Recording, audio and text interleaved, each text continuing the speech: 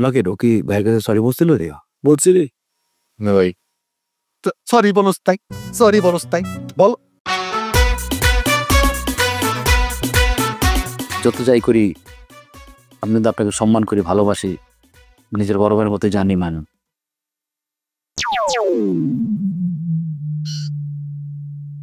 আর ভাইয়া আরেকটা বিষয় নিয়ে একটু কথা বলতে চাইছেন, মানে ওই যে শ্যামল, ও তো এবার ডিউটিতে ফেল করছে। তোর আব্বা ওরে বলছে যে তুই বাড়ি থেকে বেরো যা, পারলে তুই আমাদের ছাড়া দিয়ে একবেলা খায়া দেখা। তো রাগ করে চলে আসছে আমাদের কাজ। তো এখন যেহেতু ওর থাকার কোথাও জায়গা নেই, আপনি যদি একটু রাখতেন তাহলে। কোথায়? মানে আমাদের বাসায় বল। জি ভাইয়া, এটাই আর কি। আর ভাই আমি শুনছি ও একটা বেয়াদবি করছে, ও না বুঝে করছে, আসলে আপনাকে চিনতে পারে নাই। মানে গ্রামে আপনাকে একরকম দেখছে, ঢাকা শহর আপনার অনেক চেঞ্জ, এটার জন্য না বুঝে একটা বেয়াদবি। আমাকে রকি ভাইয়ের কাছে সরি বলছিল রে? বলছিলি না ভাই। সরি বলস তাই, সরি বলস তাই বল, সরি বল ভাই। যা সরি বল বল ভাই। ঠিক আছে। দরকার নেই তো। হ্যাঁ, যেটা না বুঝে কার সাথে কিভাবে কথা বলতে হয় কিছু শেখা নাই, অশিক্ষিত কথা। আমাকে একটু বলবি, স্ট্রেট কথা বলবি, কি বলতে চাস? তাই এখন হচ্ছে যে ভাইয়া ও মানে আপনি ওকে একটু গাইডলাইন দেন, আর ও এখানে থাকি। ও এবার সে থাকবে। ওর ইচ্ছা ভাই আপনাদের সাথে থাকবে। কয় টাকা নিয়ে আসছিস তুই? তোর আব্বার সাথে আর থাকবি না, আব্বা বের করে দিছে।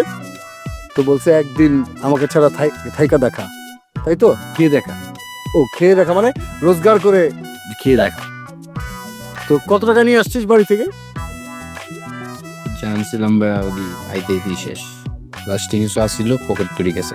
কি করছিস রাস্তার মধ্যে? কি করছিস? কি খাইছিস? সব টাকা শেষ? কি খাইছিস? এই আসি।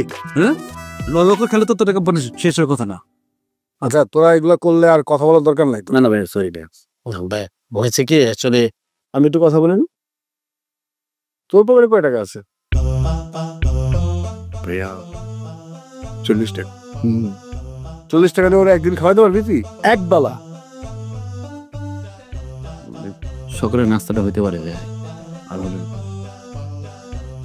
তোর নিজের বাড়ির কোনো খোঁজ খবর নাই, তোর থাকার কোনো খোঁজ খবর নাই, তোর কাজ করার কোনো খোঁজ খবর নাই, তোর চাকরি করার কোনো খোঁজ খবর নাই। সেই মানুষ আসছে এখন আরেকজনকে এখানে রাখতে হবে সেটার সুপারিশ করতে। ভাইয়া মানে আমি বাসায় দিতে পারতাম, কিন্তু আম্মা ওরে দেখতে পারে না। এটা কি আশ্রম যে সবাই এসে থাকবে, সবার দায়ভার নিতে হবে? হ্যাঁ, মানে ঢাকা শহরে তো আমরা ছাড়া কেউ নাই, বিপদে পড়ছে। বিপদে পড়ছে কারণ যদি এই বয়স কখন রাস্তা ছেড়ে দিই, পুলিশ দূরে যেতে পারে। যে চেহারা মন করে নেশা নেশা করো। না না ভাইয়া, ও ছেলে ভালো ভাইয়া, কোনো এইসব কোনো বাজে অভ্যাস না, আমার চেয়ারে এরকমই ভাইয়া। ওর তো দায়িত্ব নিতে হবে। গাও কে নিবে? তুই নিবি? কে নিবে? আচ্ছা ভাইয়া, ওই তুই চলে যা। দাঁড়া, আমি ওর দায়িত্ব নিবে।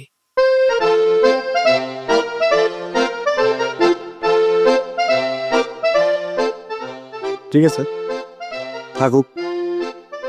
বাসার বাজার গলা, বাসার যা যা কাজ আছে সবও করবে, নিজের জন্য কাজ খুঁজবে। আর এই শহরে ওর কারণে এই বাড়িতে আমার কাছে কোনো বিচার আসে, সকল দায়ী তোমার নিতে হবে। তোর আমার অনুরোধ করে কিছু করতে পারবে না। মানে বুঝতে পারছো কি বলছে ভাইয়া? ভাই কি বলছে? ভাইয়া বলছে তুমি এ বাসায় থাকবা ছেলে বুয়া হিসেবে, ঠিক আছে? আর ভাইয়ার যে ভাইয়া আমার বেদি বসিস তুই? না না, বেদির কারণ নাই। আচ্ছা তুই যা, যাবা না যাম বলে যা, হয়েছে তো ব্যবস্থা, যা ব্যবস্থা। তুমি ভাই কয়টা থাপড় দিলা? করা দিছি। সেটিংস শোনা তাহলে আসে